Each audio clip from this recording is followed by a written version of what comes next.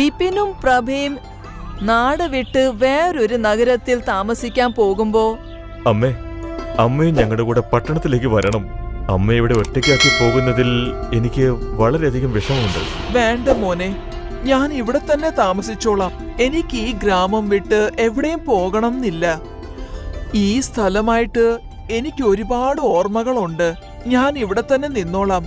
പിന്നെ അല്ലേലും ഞാനിവിടെ ഒറ്റയ്ക്കല്ലല്ലോ, ഗംഗയുണ്ട് എന്റെ കൂടെ. ഇവളെന്നെ നല്ലോണം നോക്കിക്കോളും. എന്നാലും നിങ്ങൾ ഞങ്ങളുടെ കൂടെ വന്നായിരുന്നെങ്കിൽ വളരെ നന്നായിരുന്നേനെ. പിന്നെ ഞങ്ങൾക്കും അതൊരു സന്തോഷമായിരിക്കും. നിങ്ങൾ രണ്ടുപേരും എന്നെ കുറിച്ച് ഓർത്ത് പേടിക്കണ്ട. ഞാൻ ഇവിടെ സന്തോഷമായി ജീവിച്ചോളാം.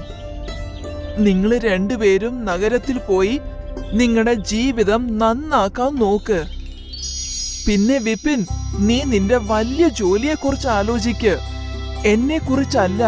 എന്നിട്ട് നിങ്ങൾ രണ്ടുപേരും പരസ്പരം നല്ലോണം നോക്കണം. എന്റെ അനുഗ്രഹം നിങ്ങൾ രണ്ടുപേരുടെയും കൂടെ എന്നെന്നും കാണും. വിപിനും ഭാര്യയും അമ്മയുടെ അനുഗ്രഹം വാങ്ങിച്ച് അവരവിടുന്ന് നഗരത്തിലേക്ക് പുറപ്പെട്ടു.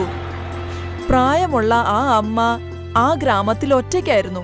അവരുടെ വേലക്കാരി ഗംഗയുടെ കൂടെ. ഗംഗ വീട്ടിലെ എല്ലാ കാര്യം ചെയ്യുമായിരുന്നു. തൂത്തുവാരി തുടയ്ക്കുന്നതും ആഹാരം ഉണ്ടാക്കുന്നതും അതുപോലത്തെ ഒരുപാട് കാര്യങ്ങൾ.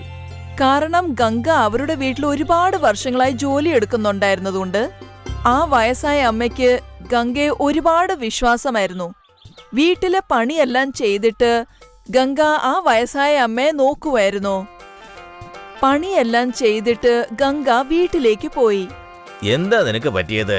ഇപ്പൊ വീട്ടിലേക്കൊക്കെ വളരെ താമസിച്ചാണല്ലോ വരവ്. എന്താ നിങ്ങളീ പറയുന്നേ? ആ അമ്മയുടെ കാല് തിരുമ്മി കൊടുക്കണ്ടേ? കാരണം അവരുടെ മകനും മരുമോളും നഗരത്തിലാണല്ലോ താമസിക്കുന്നത്. ആ പാവം വീട്ടിൽ ഒറ്റയ്ക്കാണല്ലോ. അതായത് അവർ ഒറ്റയ്ക്കാണ് അവിടെ ഉള്ളത്? അത് തന്നെ. ആ കിളവി ഒറ്റയ്ക്കായിരുന്നെങ്കില് നിനക്ക് വീട്ടിൽ എന്തെങ്കിലും ഒക്കെ ഉണ്ടാക്കി ഇങ്ങോട്ട് കൊണ്ടുവന്നുകൂടായിരുന്നോ? ആ കിളവിക്ക് വല്ലോ മനസ്സിലാവുന്നുണ്ടോ ആവോ? മാത്രമല്ല, ഈ വീട്ടിലെ വളിച്ചതും പുളിച്ചതും ഒക്കെ കഴിച്ചേ എനിക്ക് ആകെ മടുത്തു. ശരി, നാളെ നല്ലത് വല്ലതും കൊണ്ടുവരാം. പിറ്റേ ദിവസം ഗംഗ ജോലിക്ക് പോയി. വീട്ടിലെ എല്ലാ ജോലി ചെയ്തതിനു ശേഷം ഭർത്താവിന് വേണ്ടി അവര് പായസം വരെ ഉണ്ടാക്കി. ഇങ്ങനെ അവര് എന്നും അവർക്ക് വേണ്ടി ആഹാരം ഉണ്ടാക്കാൻ തുടങ്ങി. ദിവസവും ഗംഗ ഭർത്താവിന് വേണ്ടി എന്തെങ്കിലും നല്ലതുണ്ടാക്കി വീട്ടിൽ കൊണ്ടുവരാൻ തുടങ്ങി. ഇത് കണ്ട് ഗംഗയുടെ ഭർത്താവിന്റെ അത്യാഗ്രഹം കൂടാൻ തുടങ്ങി. അയാള് ഗംഗയോട് ആഹാരം അല്ലാതെ വീട്ടിലെ സാധനവും കൊണ്ടുവരാൻ പറഞ്ഞു. ഗംഗയും ഭർത്താവ് പറഞ്ഞ കാര്യം അനുസരിച്ചു. ഒരു ദിവസം ഗംഗ വീട്ടിൽ നിന്ന് സ്പൂൺ മോഷ്ടിച്ചു. പിറ്റേ ദിവസം ഒരു പിച്ചള പാത്രം. മൂന്നാമത്തെ ദിവസം വേറെ ഒരു പാത്രം. ഈ കാര്യം ഒരുപാട് നാള് നടക്കാൻ തുടങ്ങി. ഒരു ദിവസം ആ വയസ്സായ അമ്മ അവരുടെ പൂജാമുറിയിലെ അവരുടെ വെള്ളി സ്പൂണ് അന്വേഷിക്കാൻ തുടങ്ങി. ഗംഗ, കേക്കുന്നുണ്ടോ ഗംഗ?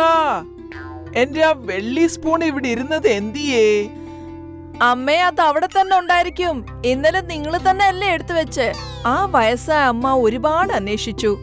പക്ഷെ ആ വെള്ളി സ്പൂൺ അവർക്ക് കിട്ടിയില്ല. പിറ്റേ ദിവസം ആ അമ്മ അവരുടെ പിച്ചള പാത്രം അന്വേഷിച്ചു. പക്ഷെ അവർക്ക് അതും കിട്ടിയില്ല. അപ്പോഴാണ് ആ അമ്മ ആലോചിച്ചത്, ഇവിടെ എന്തോ പ്രശ്നമുണ്ട്. ഈ പാത്രങ്ങളെല്ലാം വീട്ടിൽ നിന്ന് എങ്ങനാ കാണാതായത്?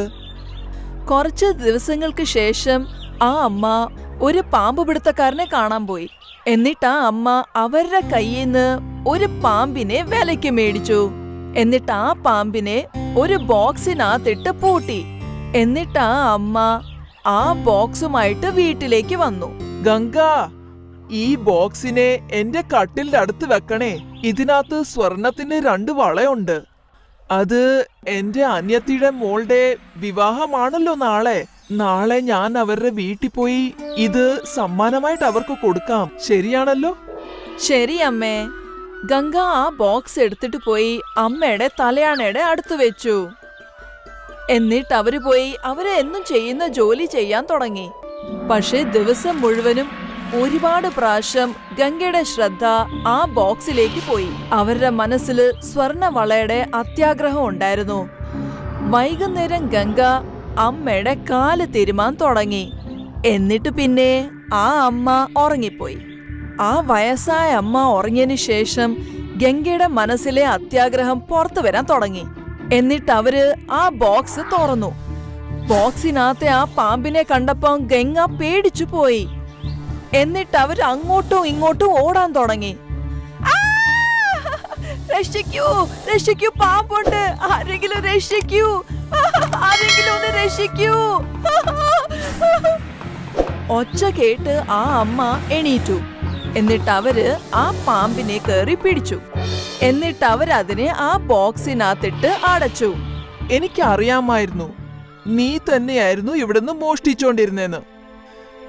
നിന്നെ ഒരു പാഠം പഠിപ്പിക്കണമെന്ന് മാത്രമായിരുന്നു എന്റെ ഉദ്ദേശം. നീ എന്താ വിചാരിച്ചത്? ഞാൻ ഇവിടെ ഒറ്റയ്ക്ക് താമസിക്കുന്നതുകൊണ്ട് നീ ചെയ്യുന്ന മോഷണം ഞാൻ അറിയാൻ പോകുന്നില്ലെന്നായിരുന്നെന്നാണോ? എനിക്ക് ഇതിനെക്കുറിച്ച് മുമ്പേ അറിയാമായിരുന്നു. നീ ഇവിടുന്ന് ആഹാരം കൊണ്ടുപോവായിരുന്നല്ലോ. പക്ഷേ ഞാൻ വിചാരിച്ചത് അത് ആഹാരം മാത്രമല്ലേന്നാ. അതുകൊണ്ട് പ്രശ്നങ്ങളൊന്നുമില്ലല്ലോ. പക്ഷേ അതിനുശേഷം നിന്റെ അത്യാഗ്രഹം കൂടിപ്പോയി. എന്നിട്ട് നീ ഈ വീട്ടിൽ നിന്ന് മോഷ്ടിക്കാൻ തുടങ്ങി. ഈ ചെയ്തതിൽ ലജ്ജയില്ലേ നിനക്ക്? നീ കഴിക്കുന്ന പാത്രത്തിനകത്ത് തന്നെ നീ പിന്നെ തുപ്പാൻ നോക്കുന്നോ?